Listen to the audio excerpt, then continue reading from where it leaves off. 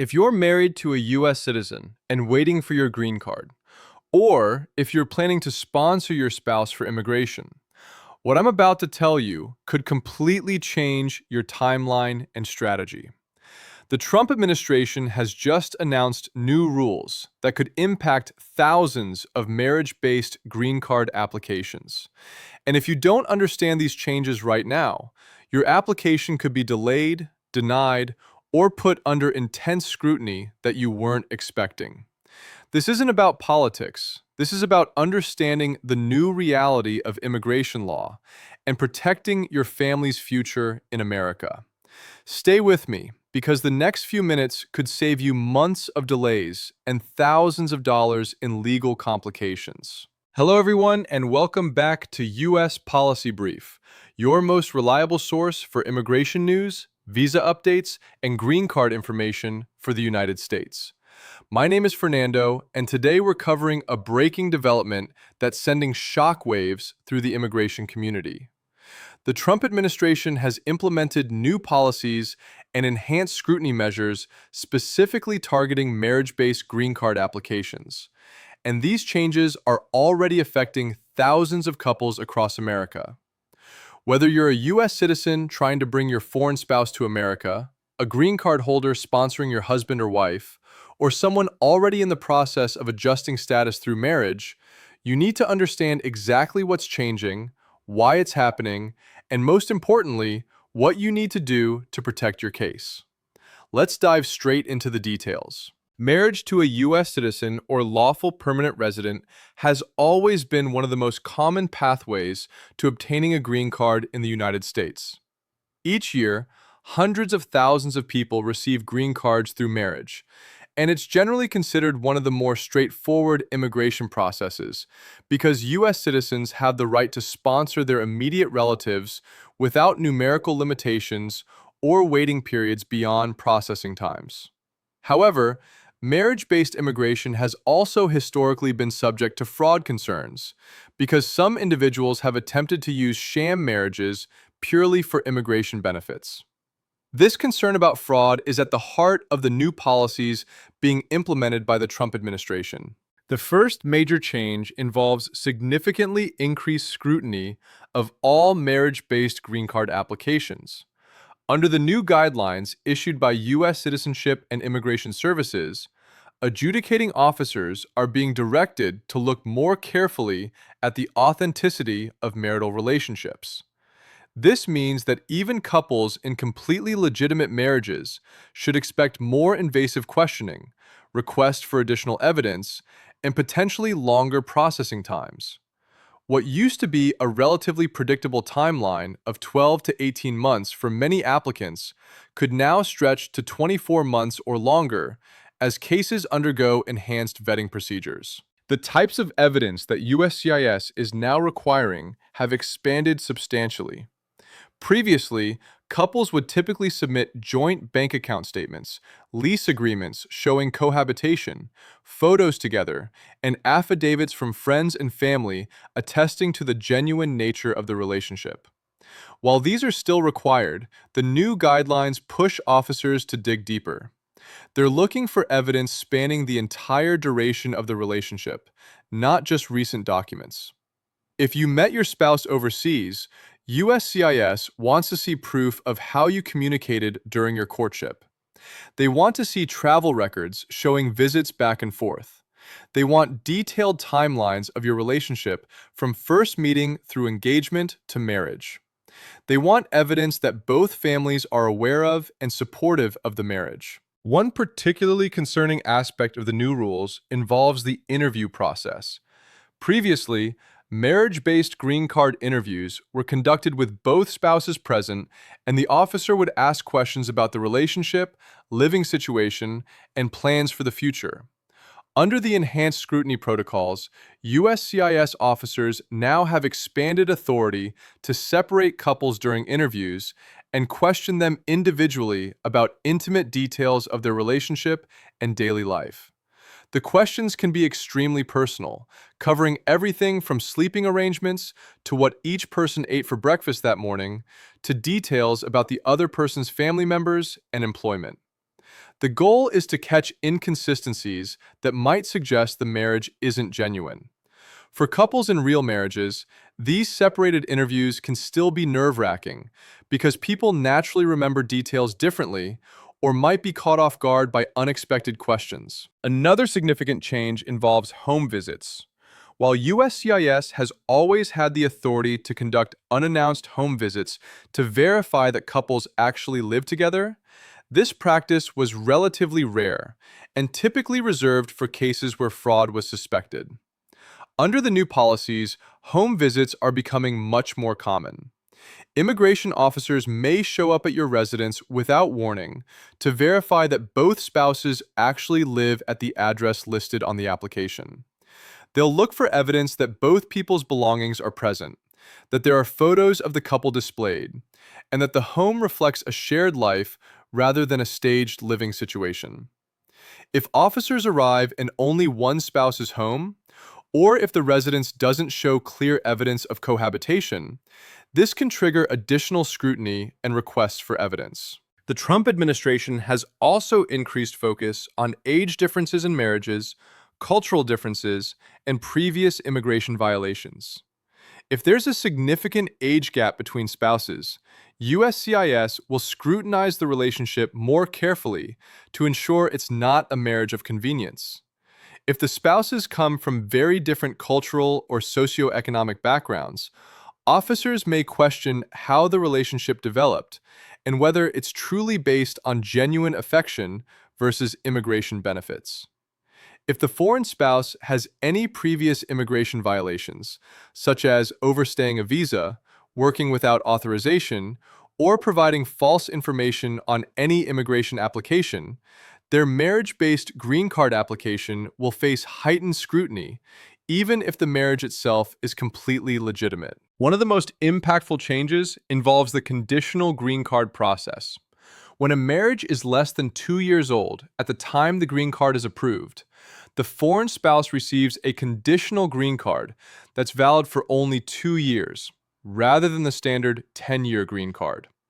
Before the conditional status expires, the couple must jointly file Form I-751 to remove the conditions and obtain a permanent green card.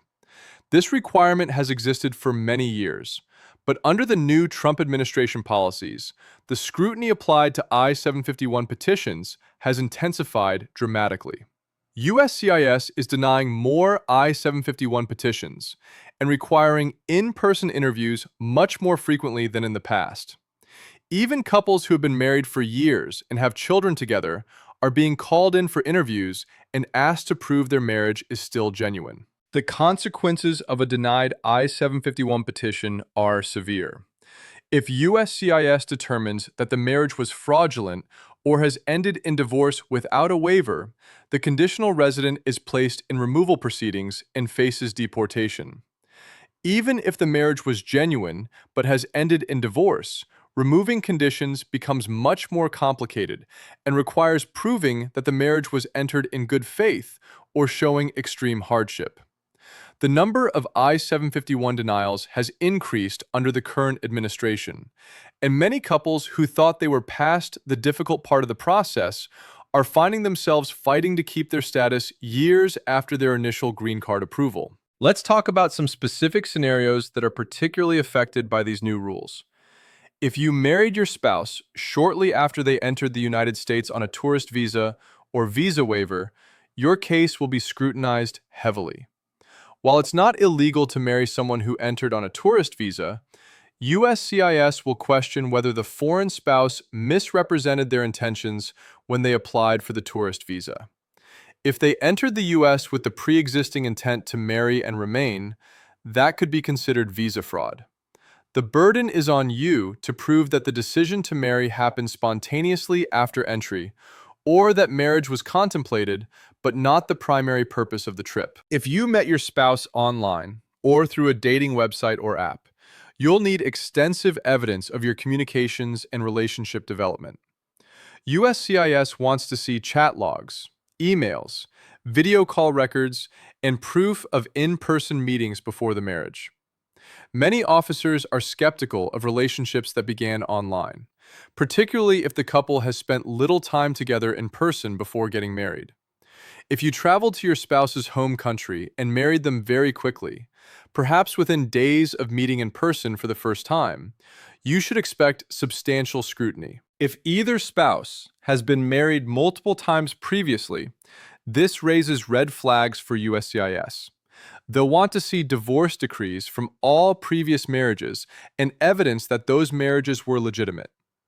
If the foreign spouse was previously married to a U.S. citizen and received immigration benefits from that marriage, their new marriage-based application will undergo extreme scrutiny to ensure this isn't a pattern of using marriage for immigration purposes. For same-sex couples, while marriage equality is the law of the land and USCIS cannot discriminate based on sexual orientation, same-sex marriage-based applications still face all the same scrutiny as opposite-sex marriages.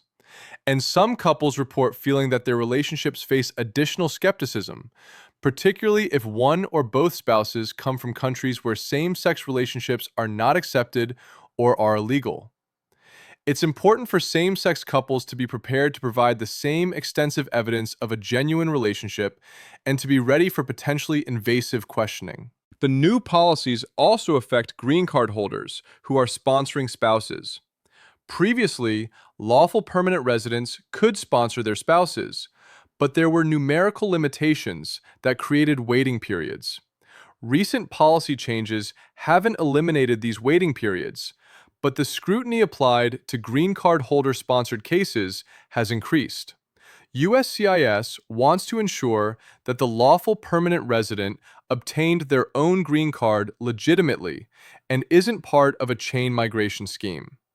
If you received your green card through marriage and are now sponsoring a new spouse, expect intense scrutiny about the end of your previous marriage and the beginning of your new relationship. So what can you do to protect yourself and strengthen your marriage-based green card application under these new rules? First and foremost, document everything from the very beginning of your relationship. If you're just starting the process now, create a comprehensive timeline of your relationship, including dates of first contact, first meeting, engagement, and marriage. Keep copies of all communications, including emails, text messages, social media messages, and video call logs.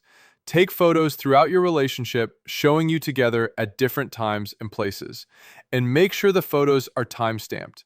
The more evidence you can provide showing the natural development of your relationship over time, the stronger your case will be. Establish and maintain commingled finances as soon as possible. Open joint bank accounts. Add each other as authorized users on credit cards and title property or vehicles in both names. Financial commingling is one of the strongest indicators of a genuine marriage in USCIS's eyes. Make sure you're both listed on your lease or mortgage, on utility bills, and on insurance policies. Every official document that shows you're building a life together strengthens your case. Integrate your lives socially and familiarly. Make sure both families are aware of and involved in your relationship. Attend family events together, celebrate holidays together, and have photos documenting these occasions. Get to know each other's friends and socialize as a couple. Obtain affidavits from friends and family who can attest to the genuine nature of your relationship. And make sure these affidavits are detailed, not just generic statements of support. If you have children together, this is very strong evidence of a bona fide marriage. Make sure you have birth certificates listing both parents, photos of your family together, and evidence of both parents' involvement in the children's lives. If you have children from previous relationships, show evidence that your spouse has accepted those children and is involved in their lives as a step-parent. Consider hiring an experienced immigration attorney to handle your case, especially if there are any complicating factors such as previous marriages, age differences, cultural differences, or prior immigration violations. While it's possible to handle marriage-based green card applications without an attorney, the increased scrutiny under the Trump administration makes professional guidance more valuable than ever. An experienced attorney knows what evidence USCIS is looking for, can help you prepare for interviews, and can respond effectively if your case encounters problems. Prepare thoroughly for your interview. You and your spouse should review your application together and make sure you both know all the information on every form. Practice answering common interview questions about how you met, your wedding, your daily routines, your home, and your future plans. Make sure your answers are consistent but also natural.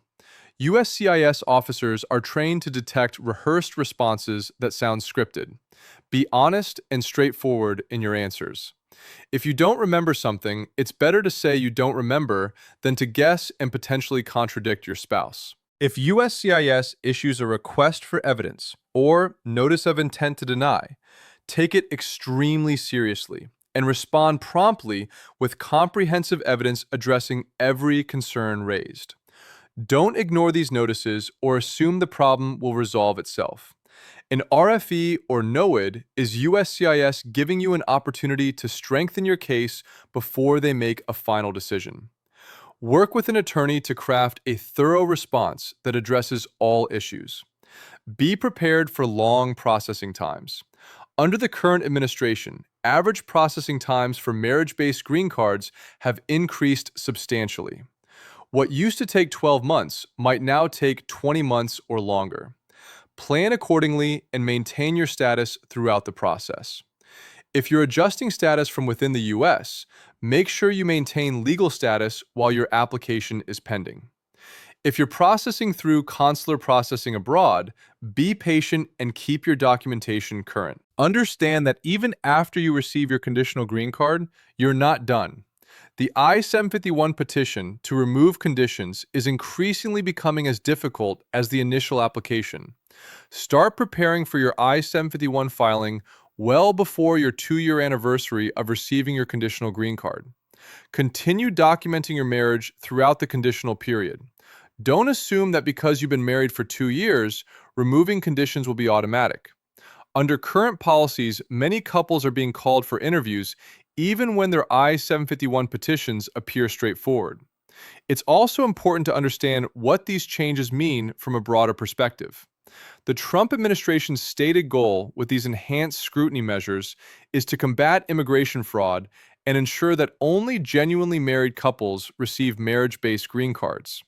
From the administration's perspective, they're protecting the integrity of the immigration system and preventing abuse. However, critics argue that these policies create unnecessary hardship for legitimately married couples, invade privacy, and reflect an overall hostile approach to immigration that assumes guilt rather than innocence. Regardless of one's political views, the practical reality is that these policies are in effect right now and are impacting real families. Couples who thought they understood the immigration process are discovering that the rules have changed significantly. People who began their immigration journey years ago under one set of expectations are now facing a much more difficult path. The uncertainty and stress created by these changes cannot be overstated, and many couples are making difficult decisions about whether to continue pursuing immigration benefits or to consider alternative options. Some couples are choosing to delay filing their green card applications, hoping that future policy changes might make the process easier. However, this strategy carries risks because immigration status can change, visa overstays can occur, and relationships can be affected by long separations. Other couples are accelerating their applications, trying to get into the queue before policies potentially become even more restrictive.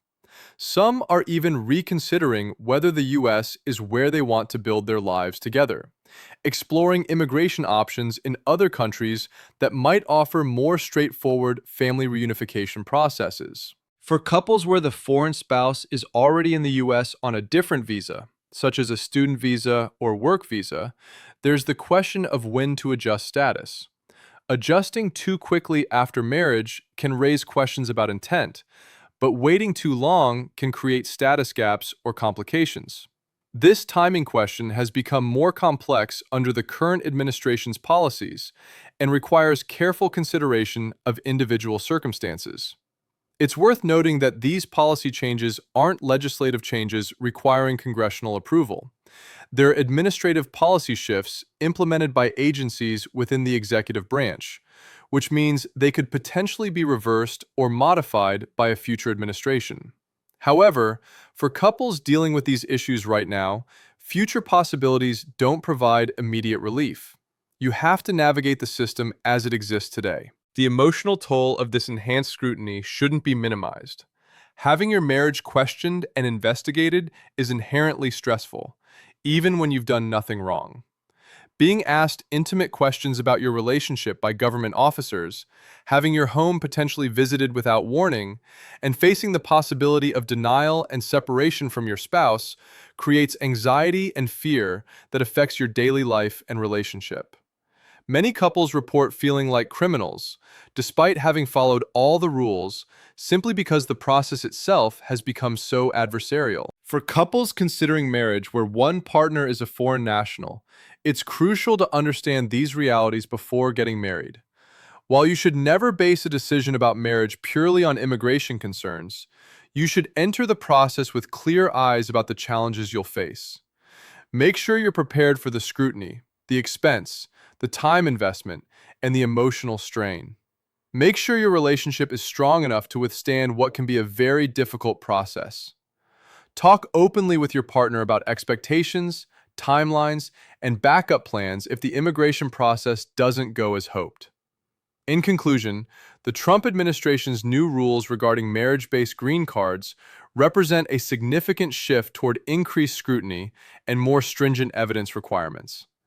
These changes are already impacting thousands of couples and will continue to affect many more in the coming months and years. If you're pursuing a marriage-based green card, you need to be more prepared than ever before, with extensive documentation, thorough preparation for interviews, and ideally professional legal guidance.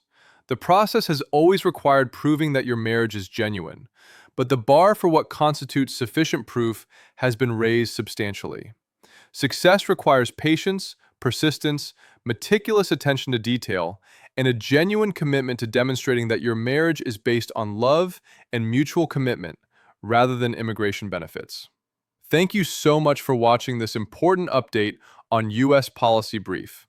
I hope this information has helped you understand the current landscape for marriage-based green cards and given you actionable strategies for navigating this challenging process. If you found this video valuable, please hit that subscribe button and turn on notifications so you never miss our updates on immigration news and visa information.